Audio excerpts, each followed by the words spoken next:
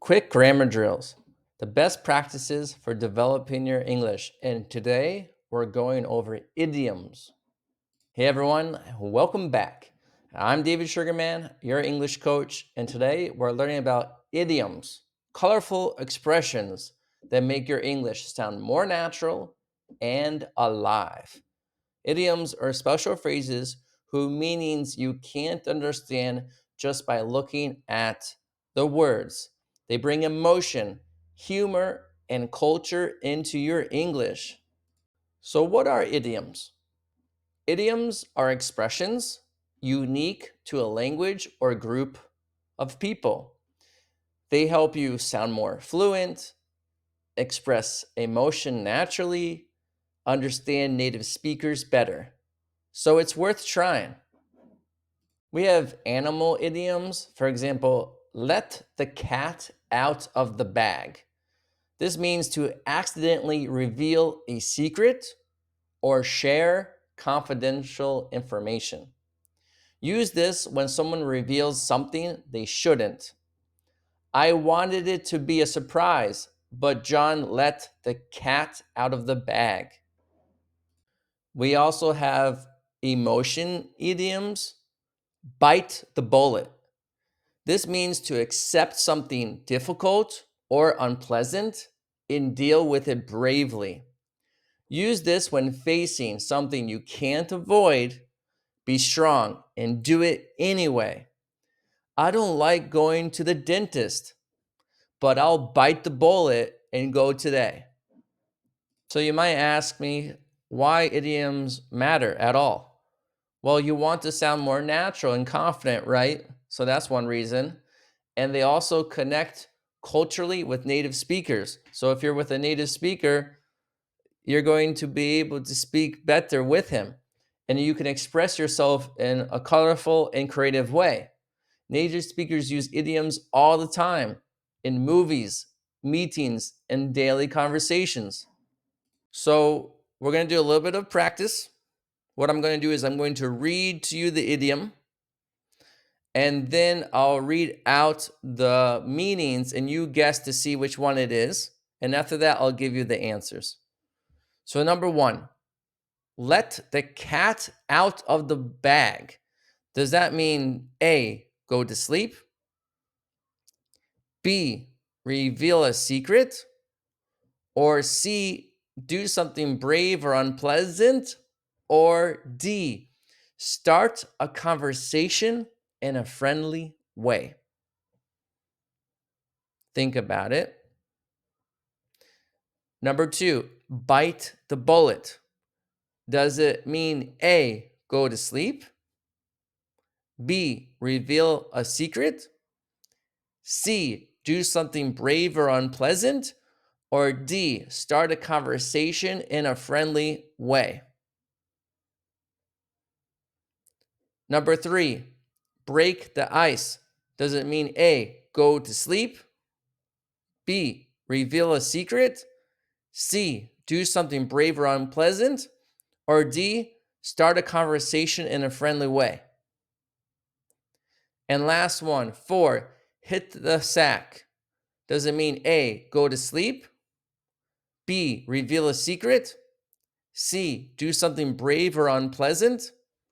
Or D, start a conversation in a friendly way? Write down your answers. And now we're going to reveal the answers.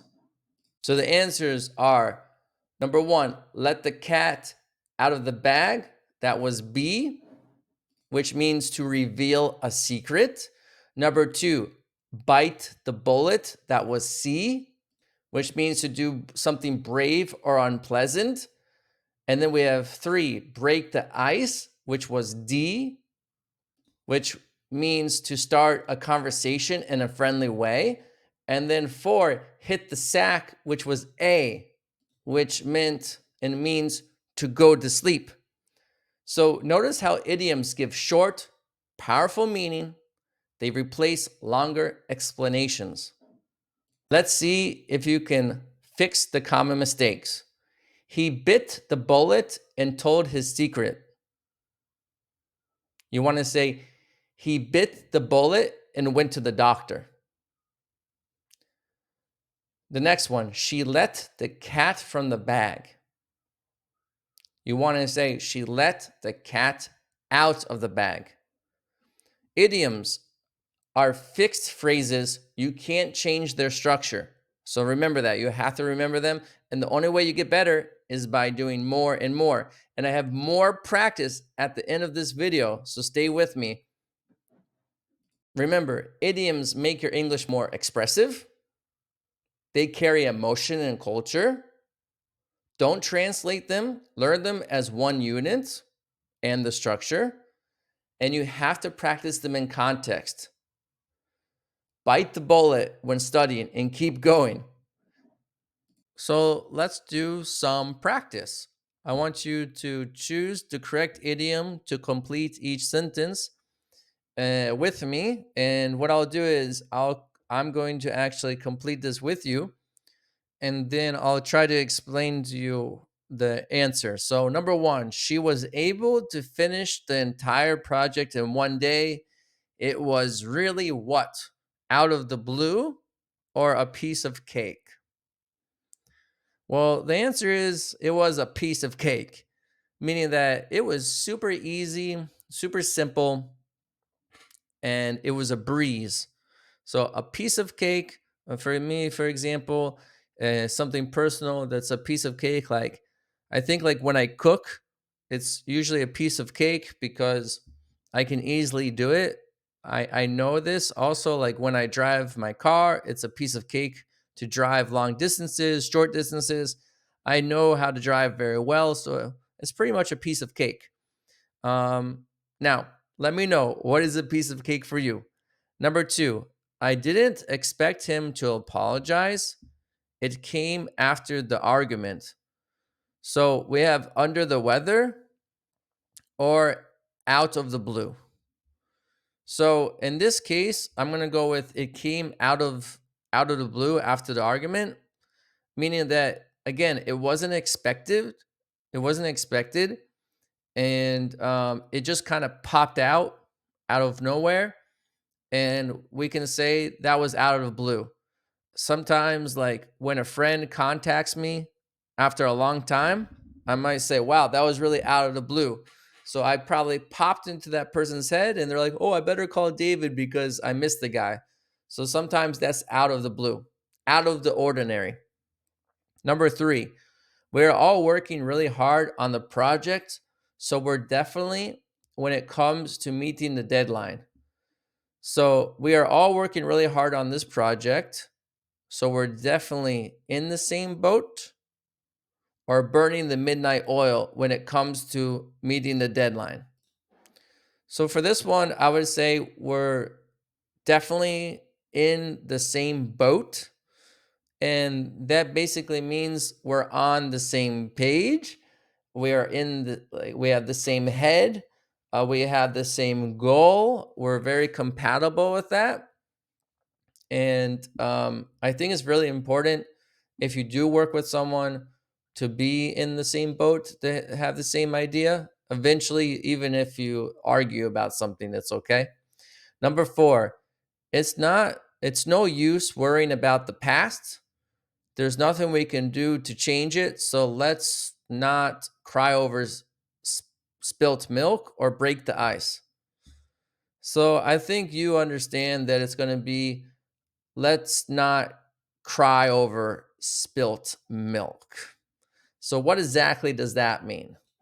So, let's say something happened in the past, and you can't change it and it can't be fixed. So, that's something where you can say, let's not cry over spilt milk. Okay. Because when milk spills, you might be upset, and okay, that's the past. Leave it in the past. The milk spilled, it's on the floor. Leave it in the past. So you can use this with other things in the past, and let's not cry over it. Number five, he's been staying up late every night to get the report finished.